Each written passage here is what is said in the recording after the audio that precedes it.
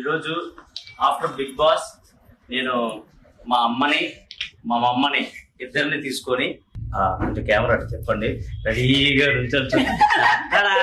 అక్క నువ్వు మళ్ళీ వచ్చావా?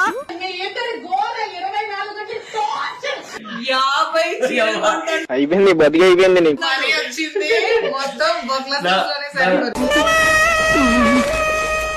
Welcome drinks, welcome girls.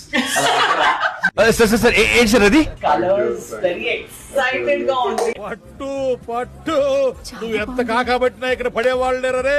ఎందుకంటే మా షాపింగ్ చాలా టైం పట్టుద్ది. నీ క్లారిటీకి, నీ విజన్ కి, నీ ఎక్స్పీరియన్స్ కి టేక్ అ బౌ.